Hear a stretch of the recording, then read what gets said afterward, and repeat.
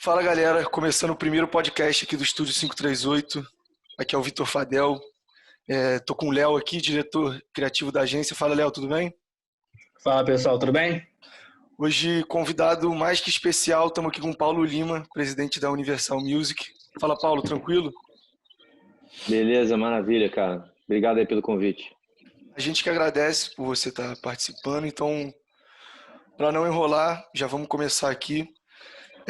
Você é engenheiro, né, de formação, e a gente queria saber se você sempre teve o desejo de entrar para o meio da música e como é que isso aconteceu, como é que você chegou na presidência da Universal. Faz uma introdução breve aí. Puta, dá pra ficar... reduzir 32 anos de história em 5 minutos. Quase impossível. Não, na verdade, eu sempre gostei de música. Estudei piano com 12 anos de idade, mas fui jogar bola e larguei o estudo, era bom de bola. E aí um dia fui visitar um estúdio na Barra, uma impressão digital. Foi o primeiro grande estúdio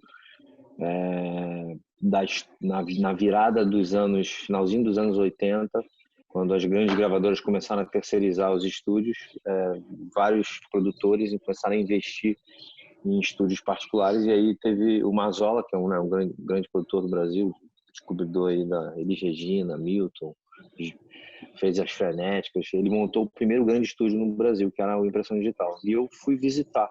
Quando eu entrei no estúdio, vi aquela console de 48 canais, fiquei maluco, pedi para trabalhar. Tinha uma vaga de assistente técnico de estúdio, e eu falei, cara, eu quero ficar aqui. Na época eu estava terminando o terceiro ano, não estava nem na faculdade, estava virando faculdade. Então, na verdade, tinha acabado de entrar na faculdade de engenharia eletrônica.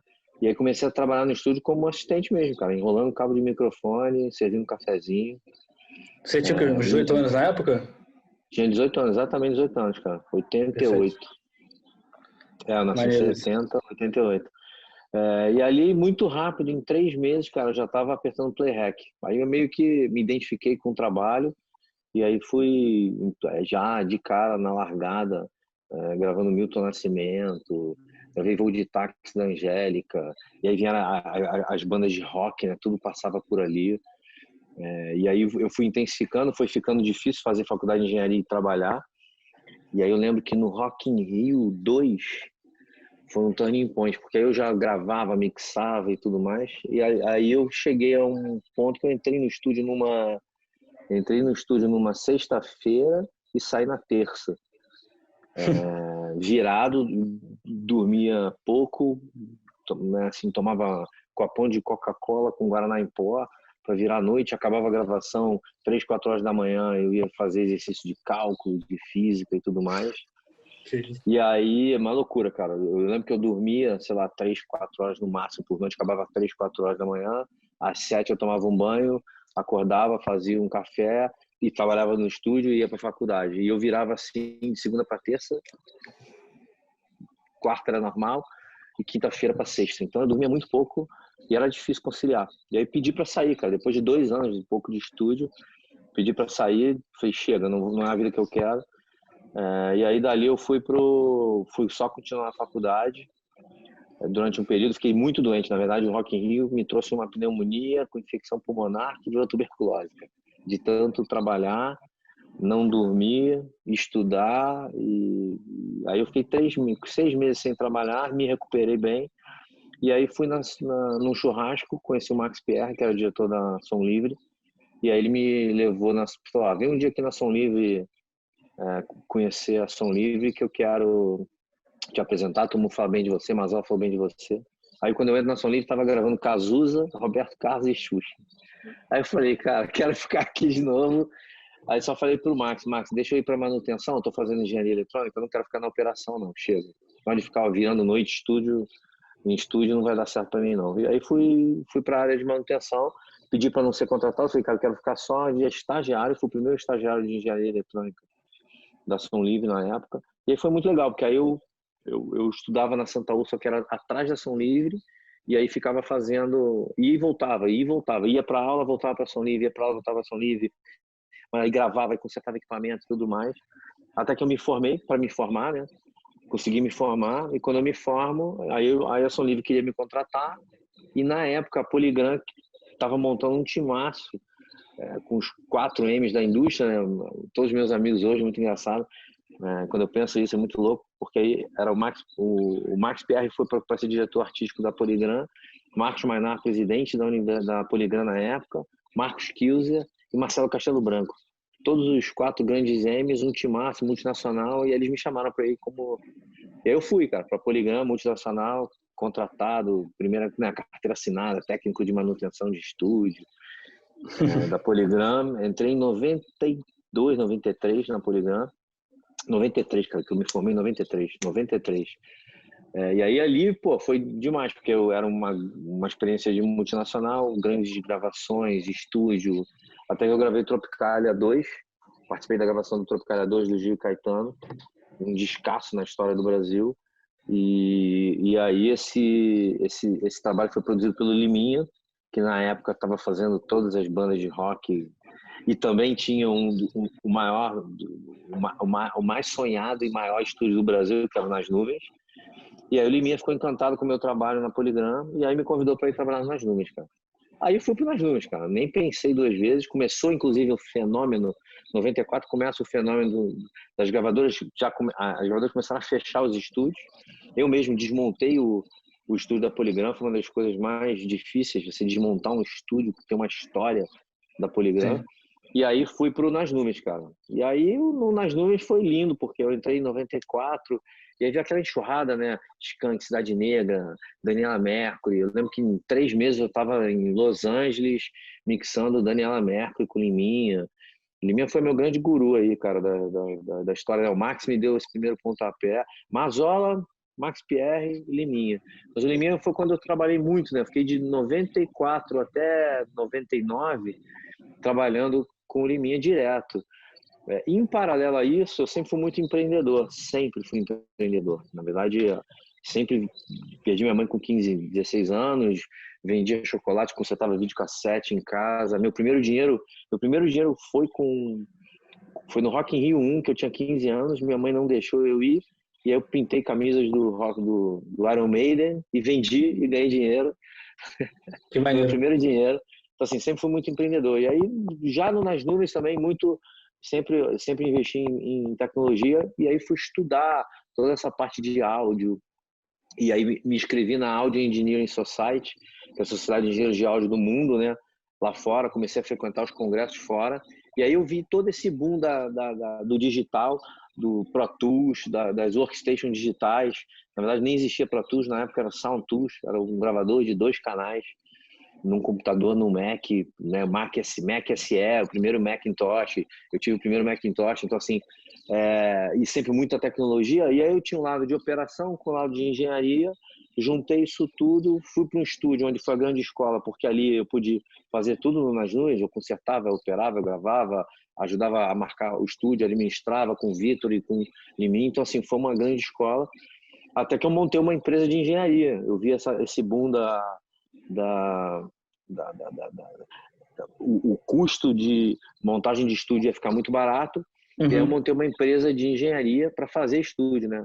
Projeto, instalação e manutenção de estúdio, ground control, áudio profissional e assistência técnica e depois treinamento. E aí a gente cresceu, dominou o Brasil, abriu uma filial nos Estados Unidos em 2002. Foi uma empresa que cresceu muito.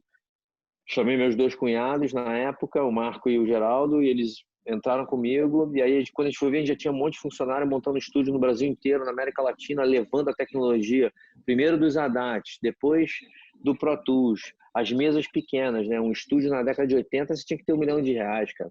Na década de 90, 500 mil. E aí veio finalzinho de 90 com os ADATs e com o computador, você com 50 mil, 100 mil fazia um home studio. A gente montou uma... E essa foi a minha ideia, levar a tecnologia para produtor, artista, músico e montar home studio no Brasil inteiro. E assim a gente fez, cara, no Brasil inteiro. E dali, cara, só para fazer um jump rápido, a minha empresa de engenharia cresceu muito, tudo, né? Assistência técnica, treinamento. A gente, como sempre um bom empreendedor, quando a DigiDesign, né, ganha o Oscar em 2001, e o Pro Tools se torna assim, um grande software da indústria fonográfica, a gente abre o escritório, a Design convida a gente para abrir um escritório nos Estados Unidos. A gente, como bom empreendedor, arruma investidor lá fora, monta a empresa. Quase fui morar lá nos Estados Unidos em 2003, mas a gente abriu a Ground Control Professional em 2003. E em 2003, ali, quando a gente abre e vira a página de dezembro de 2003, a minha missão meio que com esse lado meio que se fecha. E eu já vim estudando toda a parte, todo o boom de internet, MP3, digital. E aí, em dezembro, tem um grande marco na indústria da música, que é dezembro de 2003, quando lança o iTunes. O iTunes é lançado em dezembro de 2003. E quando eu vejo aquilo ali, aí a iMúsica, que foi a primeira plataforma de música, na verdade a primeira da América Latina, e a segunda no mundo, depois do Peter Gabriel, né? E eu já conto esse timeline que é bem interessante. A iMúsica me chama para ser diretor executivo em 2004. E aí eu resolvo entrar assumir a direção da iMúsica e transformar o modelo de negócio e criar uma plataforma de música digital baseado na venda de música em 2004, né? Que tem que ser muito maluco para vender música na internet em 2004, quando tudo era de graça, não se falava em aplicativo, não existia celular com aplicativo, não existia streaming, era download na internet, iTunes pago. Quando era tudo de graça na internet, a pirataria comendo solta. E aí eu largo todos os meus projetos, faço um phase-out lento para não prejudicar meus cunhados nas duas empresas, né, de engenharia. E a iMúsica é uma grande plataforma que nasce em 2004 com esse objetivo, de ser um distribuidor digital. E aí a história da iMúsica é um case de sucesso, com muito orgulho que eu tenho na minha história profissional, já vou falar, mas para vocês terem ideia assim, do histórico, né? Em 88, e é o que eu sempre digo para todo mundo, tem que investir em conhecimento. Em 88, eu estava na faculdade e tive acesso a um paper técnico do MP3. O MP3 foi criado na Alemanha, no Instituto Fraunhofer, em 88. Demoraram 10 anos para a patente do MP3 ser homologada. A patente do MP3 foi homologada em 98 nos Estados Unidos. Quando ela é homologada em 98, o que acontece em 99? Napster. O famoso Sim. Napster entra com a pirataria do MP3. Em 2000 vem a internet com a bolha. Steve Jobs, muito malandro, ele cria o iPod em 2001, massifica o uso de você pegar um CD, ripar, ou pegar os arquivos na internet, ripar e ter o player, né, para escutar. Aquilo cria o hábito de consumo novo de música. O pessoal deixa de comprar CD, ou se comprava o CD e ripava e botava muita música num aparelhinho, você saia na rua com 1000 músicas. Disruptivo. Perfeito. E aí em dezembro ele entra com iTunes. Quando ele entra com iTunes, a gente cria a iMúsica no Brasil. E aí a gente vem com esse projeto de ter uma plataforma legalizada. A iMúsica é um case de sucesso. Eu lembro que eu entrei com 15 funcionários, um escritório. A gente, depois de 10 anos, sai de 0 de faturamento para milhões, dezenas de milhões de faturamento, 130 funcionários, abri subsidiária na América Latina, criei a primeira loja de música digital no Brasil, depois criamos a primeira loja de música digital no mundo, no celular, em 2006 com a Nokia, o primeiro aplicativo de música no mundo eu fiz com a Nokia em 2006, antes do projeto Nokia Comes With Music. E aí em 2007 a gente lança a loja da Claro na América Latina, Brasil e México, faz 16 países, abre subsidiária aí no México, na Argentina, na Colômbia, nos Estados Unidos. E aí em 2014 eu vendo a empresa para a Claro toma conta do projeto. Eu fico mais 2 anos. 2015 foi um ano muito difícil, eu viajei muito, missão cumprida. E 2016 a Universal me convida para assumir a direção da companhia, com toda essa minha visão ao longo dessa história, né? Não dá para contar tudo, né? Gravei, levei a tecnologia digital para gravação ao vivo, pilotei vários DVDs ao vivo, MTV acústico eu fiz quase 80%, ganhei meia dúzia de Grammy na minha carreira gravando como engenheiro. Assim, tem todo um paralelo, né? Isso tudo. Montei uma empresa de vinho em 2008, vendi, montei um restaurante na Serra, vendi. Então, assim, sempre fui muito empreendedor, a ponto de chegar na Universal com esse desafio de retransformar essa indústria, mas com essa minha visão de empreendedor e não de um executivo que vai sentar na cadeira da presidência. E o mais bacana é que a Universal foi quem comprou a Polygram. Então, Tem nesse ciclo aí, né? Exatamente, né? Foi muito gratificante entrar 23 anos depois, né? Em 2016, eu completava 23 anos do dia que eu entrei como técnico de manutenção. E a mesma pessoa que assinou minha carteira em 93, de técnico de manutenção, foi a mesma pessoa que me recebeu para assinar meu contrato como presidente, né? Então foi um déjà vu aí bastante bonito, e eu volto 23 anos depois, né? A frase deles, né? Pô, o cara sai daqui como técnico de manutenção e volta 23 anos depois como presidente da companhia. É um pouco isso. Até 2016. E aí de lá para cá é o trabalho aí de criação de novos modelos de negócio da indústria, né? A primeira coisa que todo mundo me pergunta muito é por que aceitar um convite de uma multinacional se você não é executivo? E por que você aceitou, né? Então, Um desafio, né? Eu sempre fui movido a desafio, e porque a primeira coisa é mudar a estratégia da gravadora, né? A gravadora deixa de ser uma empresa de gravar para ser uma empresa de conteúdo, mídia e entretenimento, e gerar novos modelos de negócio. E em cima disso, a gente trata cada artista como uma empresa. Então, na verdade, é o que eu falo para todo mundo. Eu não sou presidente de uma empresa. Eu sou presidente de uma empresa que tem...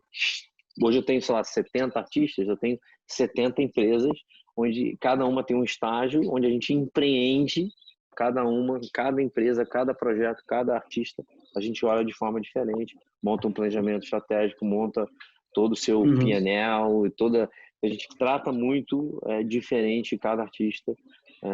Não é simplesmente um copy-paste da indústria como era movida antigamente. Cara, que história, porra, incrível de dedicação, empreendedorismo, inovação.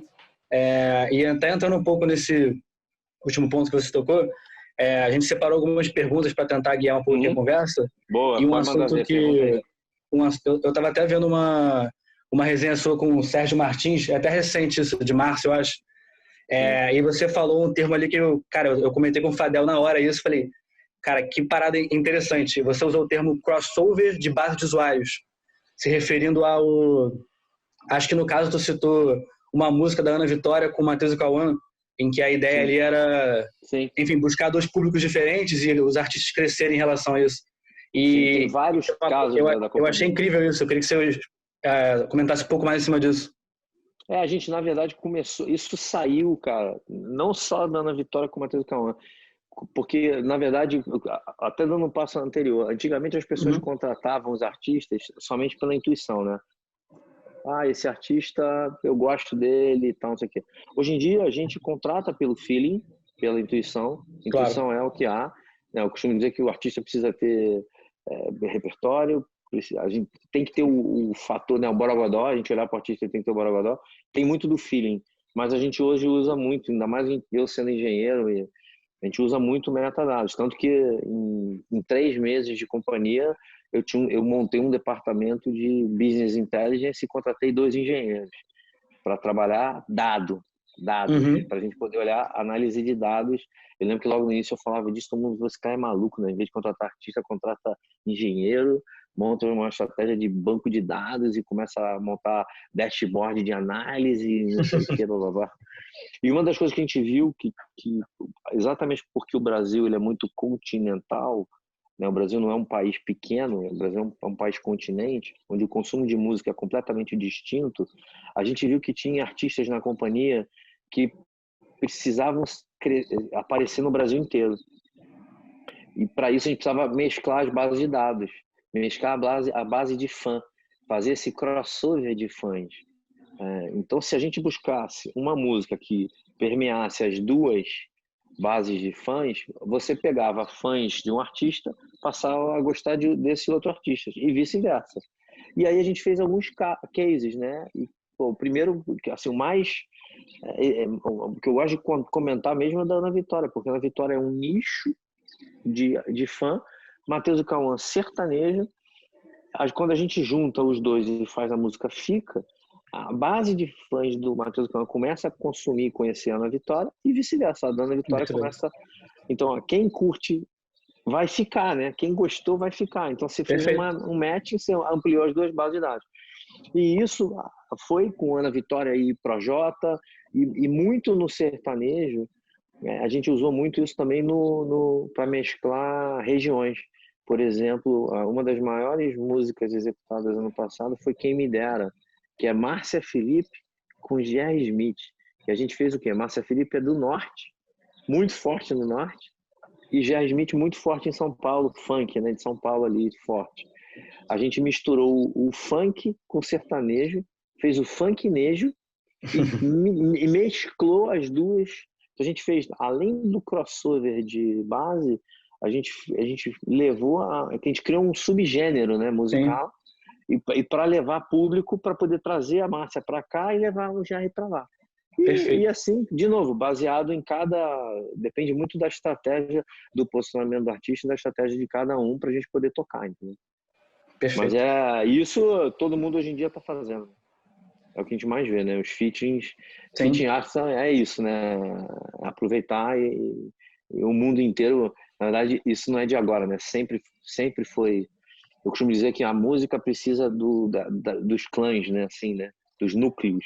Se a gente for olhar para o passado, sempre foi assim, né? Teve o movimento da Bossa Nova, depois teve o movimento dos Novos Baianos, Tropicália, teve a parte forte no Brasil do axé, lembra o axé? Teve a parte forte do rock, as bandas de rock unidas, nos anos 80. Depois veio né, a cena do reggae, né, do pop reggae, rock, né, de Rapa, Skank, Jota Quest, Cidade Negra, Engenheiros do Havaí, né, Biquíni Cavadão ali, tudo. Então, assim, e aí se perdeu um pouco. O sertanejo fez isso, né? O sertanejo fez exatamente isso, né? Você, num DVD de sertanejo, você tinha uma dupla e 5 participações no DVD. Então, foi se ampliando e dominou o Brasil. Perfeito. Queria puxar agora um pouco a conversa para uma pergunta um pouco mais genérica, mas eu acho que a gente tem que tocar um pouco nesse assunto nesse momento. E a gente trabalhando com alguns clientes nossos aqui no estúdio, a gente repara muita confusão, a galera não sabe bem como lidar com a quarentena e com a pandemia do coronavírus que está tendo agora. Como é que vocês aí na Universal estão lidando com isso? Alguma estratégia em particular? Enfim, qual é o escopo que vocês estão pensando? O que mudou, basicamente? Na verdade, o Covid é uma fase sem precedente para todo mundo, né? Sim. Todo mundo está aprendendo a lidar. A primeira fase que a gente atacou foi se reestruturar a própria Universal para poder trabalhar remotamente. Como que a gente em uma semana consegue colocar todos os nossos colaboradores trabalhando de casa para continuar produzindo. E muito rápido a gente ativou os nossos artistas para que eles também pudessem continuar produzindo. Então a gente criou o Festival Música em Casa e eu lembro que 16 de março a gente foi, acho que foi 16 de março, a gente fez o confinamento e a gente já em menos de 24 horas criou o Festival Música em Casa, criou a marca, criou o Instagram, criou tudo, e a gente subiu um festival durante os 10 primeiros dias de quarentena, todo dia no Instagram de cada artista. A gente tinha 4 shows de meia hora de cada artista durante 10 dias com o Festival Música em Casa, para ativar a base de usuários, para ativar a nossa equipe, para ativar os artistas e criar uma marca. E aí veio e isso motivou as lives, que motivaram tudo que a gente está vendo hoje, né? Aí vieram as grandes lives todas, e hoje um pouco do desafio da Universal é dar esse suporte para os nossos artistas. Criar, é um período em que todo mundo no confinamento, o que você pode fazer? Criação. Então, planejamento e criação, é um tempo que a gente está usando para planejar e criar. 2, como que a gente pode utilizar os artistas que estão juntos, né?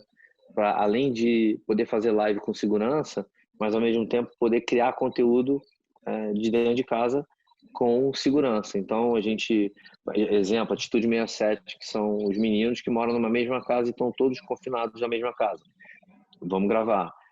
Ana Vitória, que está junto, a gente lançou uma música, fizemos um clipe dentro de casa, lançou uma música linda e tal. Então, a gente começou a criar conteúdo e aproveitar para rever tudo, né, cara? Porque, no fundo, o que a gente está fazendo agora é rever tudo, né? A companhia a indústria segue, as 2 primeiras semanas teve uma queda na indústria de streaming, não por queda de consumo de música, e sim por mudança de hábito de consumo, né? Então, os players digital, de música digital, né? Spotify, Deezer, Apple, deram uma baixada no consumo, mais por conta da divisão do tempo da gente em casa do que por conta do serviço, né? Você eu vejo por mim, eu deixei de correr na rua e dirigir 40 minutos por dia, que eu escutava música num player. E eu tô cozinhando, eu tô vendo Netflix, eu tô no YouTube, eu tô vendo uma live. Então, teve uma readequação desse tempo. Perfeito. Que depois das 2 primeiras semanas se equilibrou de novo. Na verdade, o primeiro mês mostra que a indústria digital não teve queda, né, vamos dizer assim, do faturamento de digital, mas por outro lado, todos os ambientes fechados e sem show, entra a grande preocupação da gente, né? O artista, o músico, o produtor, o técnico, toda a cadeia de produção sai de uma receita X para zero. Não Sim. teve uma queda ali, não foi uma queda de uma indústria como foi a pirataria, por exemplo, dos anos 2000, que demorou 10 anos, 15 anos para chegar no fim do poço e aí depois voltar com a música digital, né? Quando a gente faz essa analogia, a gente vê que a indústria em 97 bateu 1 bilhão, em 2000 veio a pirataria, em 2015 foi o fundo do poço da indústria, em 2015 volta a crescer um pouquinho, aí 2016 cresce, a indústria esse ano no Brasil vai bater 1 bilhão de novo. Com o streaming, com tudo isso, né? Eu falava em 2004 de música digital, que todo mundo chamava de maluco, demora muito tempo depois, como tudo demora no Brasil, né? É uma loucura, né? O iTunes chegou no mundo em 2003, chegou no Brasil em 2011. O Spotify criado em 2008, chega no Brasil em 2013. Então, a música digital no Brasil acontece mesmo 2016 para cá, 17. E aí começa esse crescimento louco. Por outro lado, como não temos shows, não temos bares, não temos restaurantes, não temos nada, a receita de execução pública também despenca, né? Então é um ano muito difícil, um ano de segurar gasto, né, cara? Não tem o que fazer, o que a gente está revendo é todos os controles, como qualquer coisa, né? Se não tem uma entrada, você tem que fechar a saída. Então, Claro. Divisão de gastos da companhia, a gente está sofrendo muito porque a gente tem a divisão de live na Universal, diferente das outras companhias. A gente é muito forte na área de live, a gente tem a GTS, que é o braço de gestão de carreira e de live de alguns artistas, mais de 25, uns 25 artistas nossos. Nós somos sócios, então se somos sócios do live business, a gente está sofrendo muito sem show, né? Então, e por isso a criação das lives do Festival Música em Casa, que a gente fecha uma parceria com a Band, aí o Band Música toda sexta, com patrocínio, é para isso, né? O dinheiro entra e a gente monetiza os artistas, os músicos e técnico, produtor, né? Para cada live que existe, tem um técnico trabalhando, tem um produtor trabalhando, tem um host trabalhando, então a gente está tentando movimentar a cadeia dentro do possível para poder esperar passar e repensar, né? Acho que o modelo todo vai ser repensado daqui para frente. Sim, com certeza. Sim, é muito interessante isso. Mas, voltando um pouco no que você falou lá no início da outra pergunta, falou que vocês têm que enxergar que o artista tem o borogodó, é a palavra que você usa, né? A gente viu também nessa entrevista que você citou o João, citou o Vitão, que são artistas que estavam no YouTube, né? E a gente queria saber como é que a Universal enxerga e reconhece esses novos artistas. Eu queria só fazer um comentário antes, desculpa, Paulo, porque eu achei muito interessante nessa conversa que você citou que uma das apostas que você tem para os próximos meses, aí, anos, é o do Outro Eu. E eu lembrei o nome, quando você falou isso, eu falei, pô, eu conheço de algum lugar esse nome. E, cara, eu até falei com o Fadel, eu falei, que isso, não é possível, cara. E eu lembro que eu vi um vídeo desses caras em 2015, ainda era no canal do Mike, eu acho, e eu fiquei impressionado, cara, como é que a Universal, que é gigantesca, conseguiu encontrar esses caras e agora estão com eles? E, enfim, essa pergunta, tipo, tinha que estar aqui, como é que vocês... Não, então, a gente, de novo, né, cara, a gente tem uma equipe grande no departamento artístico. Por outro lado, eu brinco e digo que qualquer funcionário é um AIR, né, todo mundo que é na indústria é gerente de AR, né? É a cadeira mais cobiçada para quem quer trabalhar numa gravadora e que trabalha com música, que é o hunter, né? Quem vai descobrir os novos talentos e vai desenvolver o artista. A gente tem uma equipe grande, por outro lado a gente tem todo funcionário hoje é um AR.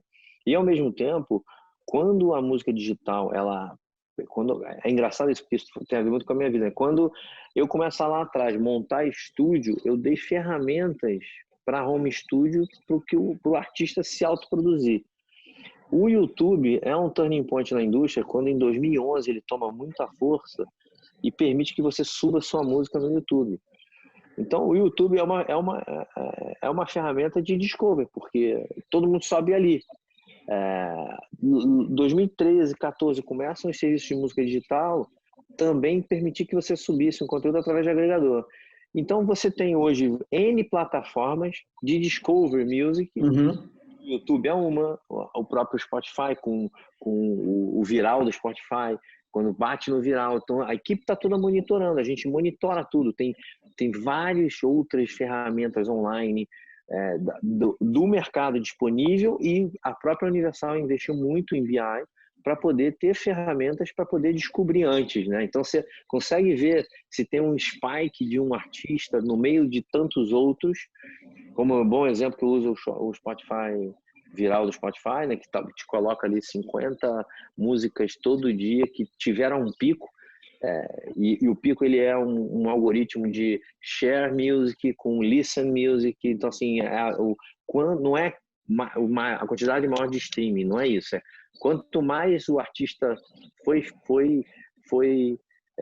indicado, foi streamado, cresceu o número de seguidores, então te dá números, né? Por isso que eu falo que é a intuição somada Claro. E muito também de ir buscar na rede, né, de contatos, porque no fundo a gente criou, né, a Universal, logo em 2016 quando eu entro, a gente criou essa nova MPB, a gente tinha a Sandy, que é nossa, o Thiago York com um movimento e uma música muito forte dos dois, mas aí logo depois a gente vem com a Sandy, com a Ana Vitória, e aí a Ana Vitória é essa explosão, e aí a gente viu que tinha um mercado querendo consumir essa nova música popular brasileira. E aí a gente montou um casting para isso, para atender. Enquanto todo mundo só olhava sertanejo, a gente foi olhar o novo. E que normalmente as pessoas não queriam olhar o novo, né? Que era mais fácil investir no sertanejo por causa do volume e do funk, né? Então a gente não deixou de investir no sertanejo, tá aí Matheus Cauã, Simone Simaria, Felipe Araújo, Lauana e tal, mas a gente foi buscar o novo e a gente veio com essa linha, né? Ana Vitória, Melim, João, o Projota que estoura no hip hop, o hip hop pop, aí a gente vem com o Vitão, que é uma explosão, e o outro eu sai dessa muita caneta, né? Aí fica uma dica, né? Todo mundo me pergunta como é que a gente descobriu o Melim e o João é um bom exemplo também, e o outro eu, porque os meninos escrevem muito. E eu normalmente eu gosto de olhar muito quem compõe as melodias e quem compõe, né? O artista ele precisa ter borogodó, mas ele precisa ter hit. E para ter hit ele precisa ter canção. Para ter canção ele tem que ter compositor. Ou ele é compositor, ou ele tem um compositor por trás. E assim foi. Algumas músicas do outro eu me chamaram a atenção, a caneta deles. Eu já conhecia o trabalho deles através do YouTube. Depois eles estavam na Som Livre, chegaram a fazer um trabalho pela Som Livre, e eu esperei, com muita ética, acabar o contrato da Som Livre. Quando acabar o contrato da Som Livre, a gente foi buscar eles para fazer um trabalho novo contra eu. Melim foi um exemplo de encontrar num DVD, logo que eu entro na companhia, em 2016, cara. A Ivete tinha acabado de gravar um DVD em Trancoso, maravilhoso o DVD dela, e eu fui escutar, tipo assim, entrei no segunda noite em casa, botei o DVD, a melhor música do DVD dela era a música dela com o Luan Santana. Fui olhar quem tinha feito a música. De quem era a música? Melim. Vem, chama, põe dentro da companhia. Aí quando você entra, os três estão lá. Eu tava no telefone de um call, cara, na minha sala. Eles chegaram antes, começaram a tocar voz, violão e cantar na sala de baixo. Eu larguei o colo, desci e fui ver a harmonia deles. E aí a gente montou mas de novo, a gente, entre assinar o Melim e lançar o Melim foram quase 1 ano e meio de planejamento, estratégia, repertório, estúdio, música. E aí foi a explosão que foi, entendeu? O João, por exemplo, todo mundo perguntou, o João foi num cover. O João fez um cover. Medo Bobo. Medo Bobo. Cara, quando eu dei 10 segundos de produção do Zebu, cara, dei 10 segundos, eu ouvi a voz daquele moleque, eu falei que tem coisa errada aí, cara. É diferenciado mesmo. Tem coisa errada aí, tem um borogodó muito forte aí, e a gente foi correr atrás. Na época a gente tinha tanto artista, a gente tem a estratégia de trabalhar com produtores e com selo. Ele foi pro selo da Red Media e a gente desenvolveu o João juntos e essa explosão também. Então, Cara, depende, de novo, se você for ver, cada uma tem uma história e um planejamento distinto, mas tem uma coisa em comum que é o artista é bom, de qualidade, tem hit, cria sua base de fã do zero, né? O Vitão cria a base de fã do zero, o João do zero, o Melim do zero, na Vitória do zero, que é uma loucura, uma explosão, né? Você vai pro sertanejo, não, a gente já usa toda a base do sertanejo e Matheus Cauã explode com hit, Simone Simara explode com hit. Mas você vê a Simone Simara é um grande case de crossover. A Simone Simara vem com um DVD lindo, Bar das Coleguinhas, mas a gente encontra uma música que fica maior que o DVD inteiro, que foi Louca, e coloca a Anitta. Aí você pega o sertanejo com o pop funk da Anitta, bota as três e explode a música do ano. Pum. Posiciona elas em outro patamar. Aí faltava o Brasil inteiro conhecer. Como é que a gente faz com que o Brasil inteiro conheça as meninas com muito talento? Leva elas para uma campanha com a TIM, rede nacional, onde elas viram garota propaganda da TIM. Leva o Brasil inteiro, coloca elas no The Voice, boom, explosão. Todo um planejamento completamente diferente de qualquer outro artista, né? Assim, cada um de novo com seu posicionamento. Tem até uma frase que eu gosto de citar também, é de uma entrevista do Kanye West. E ele falava... Pior que essa entrevista eu nunca achei ela inteira, mas ele falava uma frase muito legal que ele dizia que artista não tinha que ter empresário por trás, ele tinha que ter um CEO por trás, né? E acho que combina muito com essa questão do artista ser uma marca, né? Sim, para mim o artista é uma marca e a grande diferença entre todos esses artistas é que a gente, se for ver o que tem em comum, é que a gente tem um alinhamento muito grande, ou a gente tem um alinhamento muito grande com o empresário, ou a gente é o empresário, ou a gente é o co-empresário, né, o co-manager, com a GTS, que é a nossa empresa. Isso quase é alinhar artista, produtor, empresário e a gente. Quando você alinha os quatro, tem um artista com talento, como o Borogodó e hit, cria-se a base de fã, dificilmente vai dar errado. Dificilmente dá errado. Aí você monta o planejamento, a estratégia, o 5-year plan, o 2-year plan de cada um. Alavanca isso. Aí é hit, cara. Aí você tem que trabalhar no estúdio, cara. Aí volta pra dentro do estúdio, que é a parte boa. Isso que é mais legal, né? Tudo isso a gente faz, mas no final vai pra dentro do estúdio, cara. Que é o meu DNA, inclusive. Agora, cara, a próxima pergunta a gente viu um vídeo esses dias, eu e Léo, do Rafael Brama. Ele estava falando sobre o melhor formato de distribuição, né, para um artista começar. Ele estava falando que hoje em dia, diferente de antigamente, que tinha coisa do disco e tal, ele estava dizendo que era muito legal o artista lançar singles assim com frequência, ele estar mais em contato com o público. E a gente viu você também comentando numa entrevista que gostava da questão do CD e tal. A gente queria que você comentasse um pouco disso. O que você Na acha? verdade, o Brahma é meu amigo, né? A gente é sócio, né? O Brahma tem 2 artistas em comum com a gente, que é a Laona Prado, que ele é sócio e a Universal também, e o Melim, né? Ele é sócio do Melim, não sei se vocês sabiam. Grande amigo, um talentoso aí. O Brahma é muito talentoso, brinco muito com ele. Essa estratégia de lançamento de single atrás de single, a gente chama de always on. Sempre ativo, né? O artista precisar estar sempre ativo. Por um lado é fundamental, por outro lado não existe fórmula para ser copiada. Então, cada um tem o seu estilo. Isso é muito comum numa recorrência maior para funk, por exemplo. O funk onde o artista ele é muito mais dependente da música, e a música é muito mais perecível do que o artista, ela se descarta muito rápida.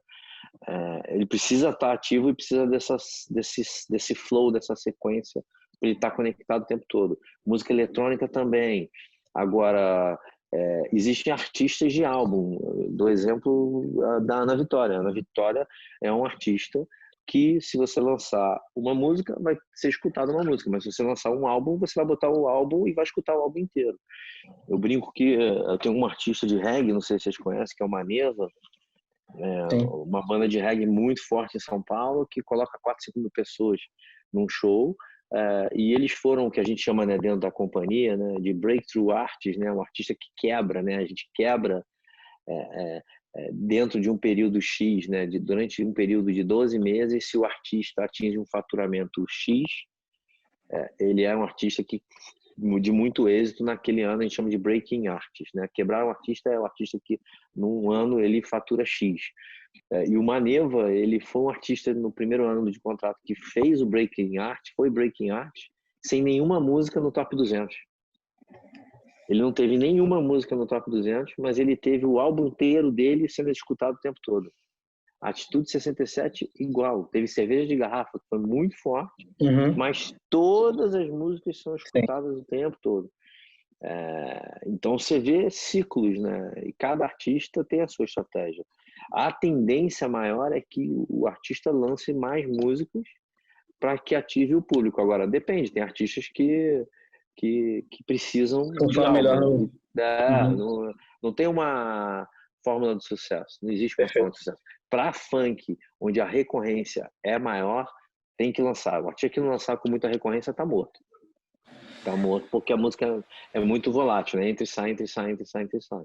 Mas para artistas que constroem catálogo, eu sempre uso o próprio Melim na Vitória de exemplo. A gente vai escutar o disco do Melim, escutando a Vitória daqui a 10 anos. A gente vai estar escutando assim como eu escuto Marisa Monte hoje, por exemplo, entendeu? Irado isso. Eu vejo muito isso no rap também, né? O rap acho que tem essa questão do disco. Eu vejo aqui no Brasil o Djonga, o Baco, lá fora o Kanye West, lançando disco que a galera pega e escuta, né? Sim, depende muito da estratégia de cada um, mas o hip hop, rap depende muito, cara, porque ao mesmo tempo que você vê, o disco do Baco foi killer, né, ano passado, mas por outro lado também demanda uma recorrência maior, porque tem uma competitividade. Se a gente for olhar hoje, o volume de conteúdo é muito grande. Acho que o maior desafio da indústria hoje é que, como democratizou, eu ajudei a democratizar montando home studio, né?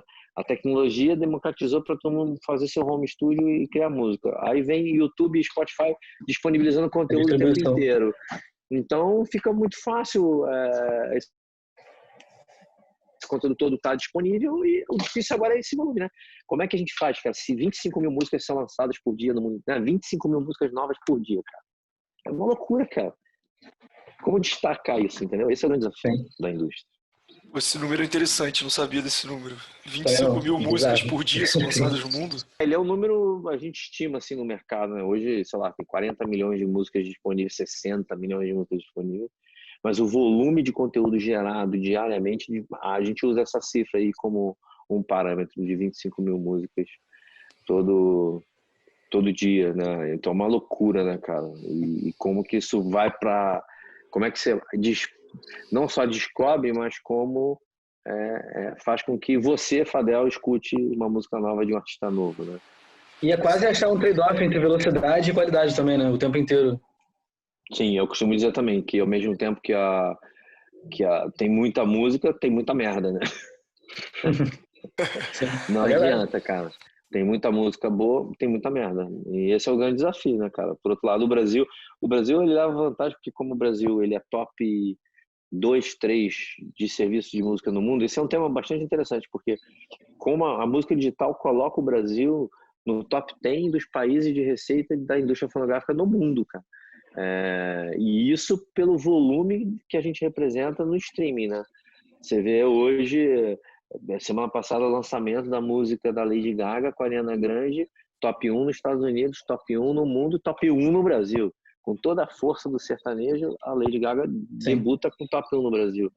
E isso porque a base de fã é muito grande, mas porque o Brasil é um país digital, 98% da receita já é digital, e o volume de usuários de Spotify e de Deezer, de Apple e do YouTube, o Brasil é top 2, top 3 país de quantidade de play de streaming no mundo. A gente só não está mais alto porque por causa da economia e por causa da precificação e do dólar, né? Porque quando joga nosso dólar, Sim. vai lá para baixo. Quando compara o que é gerado de receita em real para dólar, o Brasil despenca.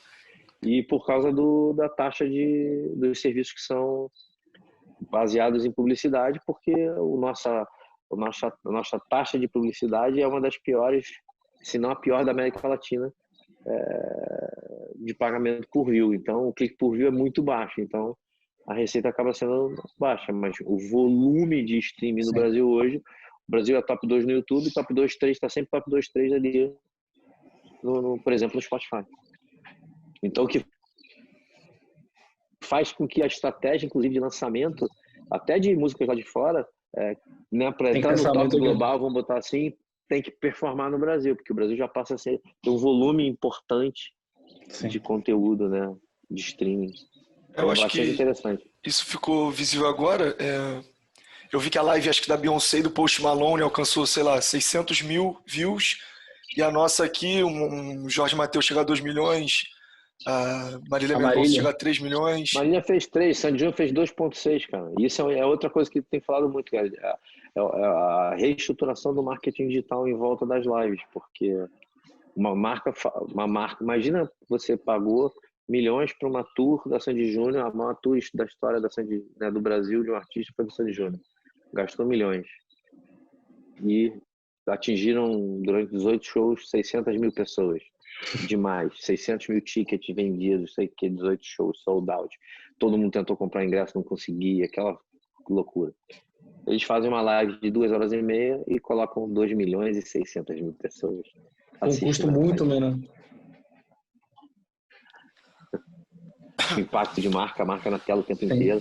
Então, assim, a live, todo mundo me pergunta, né? O Covid vai passar e a live vai ficar? Vai ser um novo formato de música, inevitável.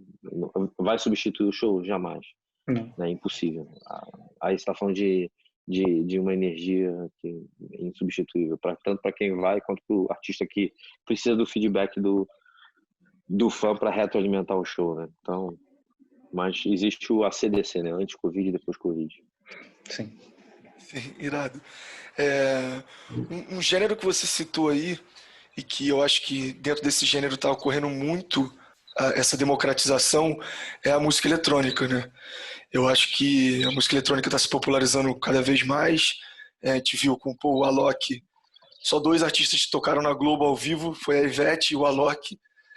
E acho que você, em uma outra entrevista, também citou um feat do Bruno Martini com o Vitor Clay. Eu queria que você comentasse um pouco dessa popularização, né, da música eletrônica. Na verdade, se você for ver um pouco, a música eletrônica por música eletrônica, no mundo ela deu uma caída. Se você for para pensar, for olhar dados mesmos, assim, a música eletrônica EDM, né, o famoso EDM caiu. Mas o que acontece é que se você começa a escutar o próprio exemplo que você deu agora do Alok e Bruno Martins, tem muitas músicas do Alok que são mais pop do que eletrônico. O próprio Bruno Martins é um produtor, ele é um DJ de música eletrônica, mas ele é produtor.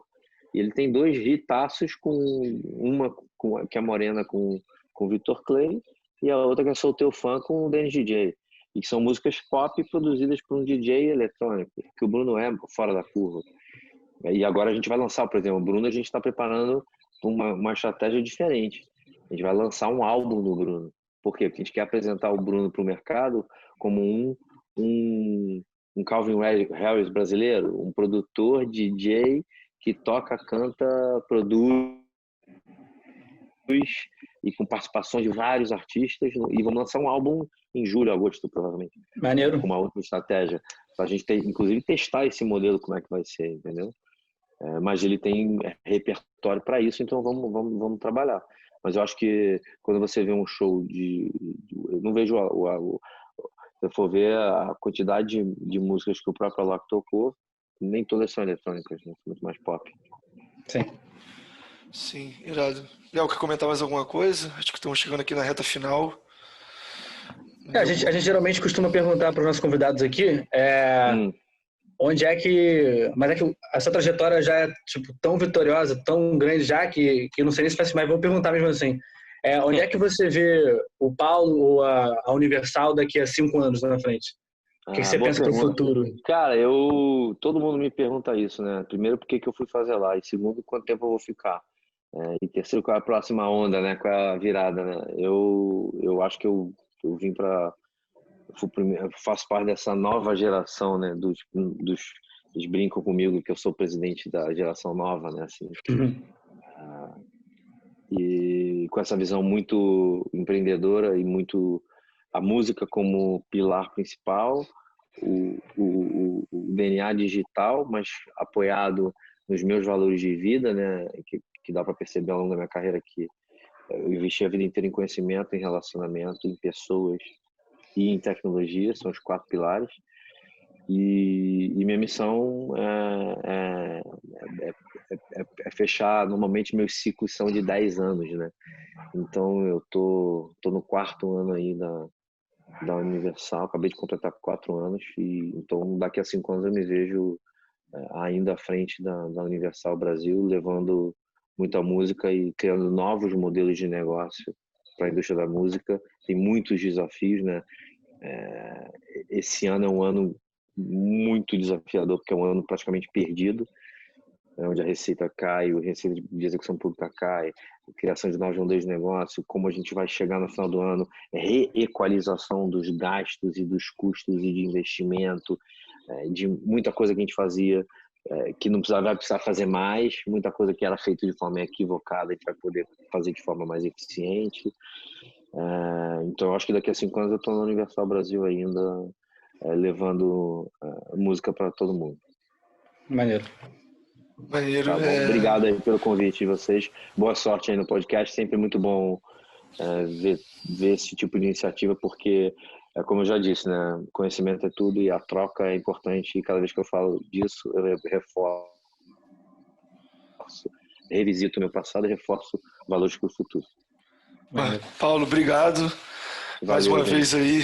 A resenha foi ótima. Valeu, Léo. Tamo junto. Valeu, tamo junto. Paulo. Qualquer coisa é só chamar. Abração. Tchau, tchau.